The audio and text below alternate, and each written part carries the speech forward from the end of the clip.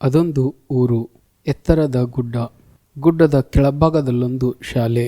ಅಲ್ಲಿ ಓದುತ್ತಿರುವ ಹುಡುಗನೊಬ್ಬನಿಗೆ ಗುಡ್ಡದಾಚೆ ಏನಿದೆ ಎಂದು ನೋಡುವ ಕುತೂಹಲ. ಅರಳಿಕಟ್ಟೆಯ ಕೆಳಗೆ ನಿಂತು ಗುಡ್ಡದೆಡೆಗೆ ಆಸೆಯ ನೋಟ ಬೀರುತ್ತಿದ್ದ. ಆ ಗುಡ್ಡದ ತುದಿಯನ್ನು ಮುಟ್ಟಬೇಕು, ಅಲ್ಲಿಂದ ನಿಂತು ಅದರ ಆಚೆ ನೋಡಬೇಕು, ಅದನ್ನು ಗೆಳೆಯರೊಬ್ಬರಿಗೆ ಬಣ್ಣಿಸಬೇಕು ಎನ್ನುವುದು ಅವನ ಕನಸಾಗಿತ್ತು. ಪ್ರತಿದಿನವೂ ಶಾಲೆ ಬಿಟ್ಟ ನಂತರ ಗುಡ್ಡ ಹತ್ತಲು ಪ್ರಾರಂಭಿಸುತ್ತಿದ್ದ.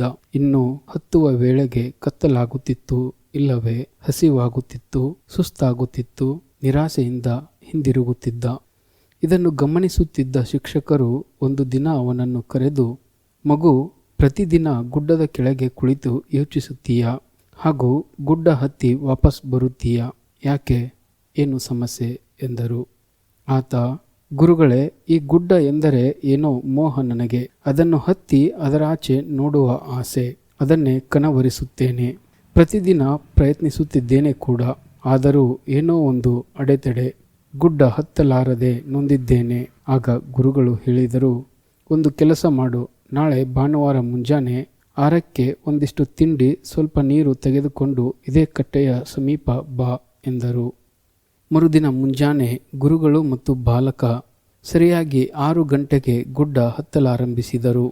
ಅಲ್ಲಲ್ಲಿ ನಿಲ್ಲುತ್ತಾ ಪ್ರಕೃತಿ ಸೌಂದರ್ಯ ಸವಿಯುತ್ತಾ ಗುಡ್ಡ ಏರಿದರು. ಹತ್ತುವವರೆಗೂ ಹಿಂದಿರುಗಲಾರೆವು ಎನ್ನುವ ಶಪಥ ಇತ್ತು. 4 ಗಂಟೆಯ ಪ್ರಯಾಣದ ನಂತರ ಅವರು ಗುಡ್ಡದ ತುದಿಯಲ್ಲಿದ್ದರು. ಅಲ್ಲೊಂದು ಆಲದ ಮರ. ಬಾ, ಆ ನೆರಳಲ್ಲಿ ಕೂರೋಣ, ತಿಂಡಿ ತಿನ್ನೋಣ ಎಂದು ಗುರುಗಳು ಹೇಳಿದರು. ಎಲ್ಲವೂ ಮುಗಿದ ಮೇಲೆ ಬಾಲಕ ಕೇಳಿದ, ಗುರೂಜಿ, ನಾನು 1 ವರ್ಷದಿಂದ ಪ್ರಯತ್ನಿಸುತ್ತಿದ್ದೆ, ಆದರೆ ಗುರಿ ತಲುಪಲಾಗಲಿಲ್ಲ. ಇವತ್ತು ಒಂದೇ ದಿನಕ್ಕೆ ಇಲ್ಲಿ ತಲುಪಿದ್ದೇವೆ. ಇದು ಹೇಗೆ ಸಾಧ್ಯ? ಆಗ ಗುರುಗಳು ಹೇಳಿದರು, ಮಗು, ಮೊದಲು ಗುರಿಯನ್ನು ನಿರ್ಧರಿಸಬೇಕು. ನಂತರ ಗುರಿಯ ಸಾಕಾರಕ್ಕೆ ತಕ್ಕುದಾದ ಕ್ರಿಯಾ ಯೋಜನೆ ರೂಪಿಸಬೇಕು. ಯೋಜನೆಯಂತೆಯೇ ಕಾರ್ಯನಿರ್ವಹಿಸಬೇಕು. ಮಧ್ಯ ಮಧ್ಯ ಸಣ್ಣ ಪುಟ್ಟ ಅಡೆತಡೆಗಳು ಬರಬಹುದು. ಧೈರ್ಯಗೆಡದೆ ಗುರಿ ಮುಟ್ಟುವ ತನಕ ನಿರಂತರ ಪ್ರಯತ್ನ ಮಾಡುತ್ತಿರಬೇಕು. ಆಗ ಮಾತ್ರವೇ ಗೆಲುವು ಸಾಧ್ಯ. ಇಂದಿನಂತೆ ಎಂದು ಶಿಕ್ಷಕರು ವಿವರಿಸಿದರು. ಗುರಿಗೆ ತಕ್ಕ ಕ್ರಿಯಾ ಯೋಜನೆ, ಯೋಜನೆಯಂತೆ ಕಾರ್ಯನಿರ್ವಹಿಸುವ ದೃಢ ಸಂಕಲ್ಪ, ನಿರಂತರ ಪ್ರಯತ್ನದ ಶಿಸ್ತು, ಇವುಗಳೇ ಯಶಸ್ಸಿನ ಮೆಟ್ಟಿಲುಗಳು ಎನ್ನುವುದು ಈ ಕಥೆಯ ಸಾರಾಂಶ. ಏನಂತೀರಿ?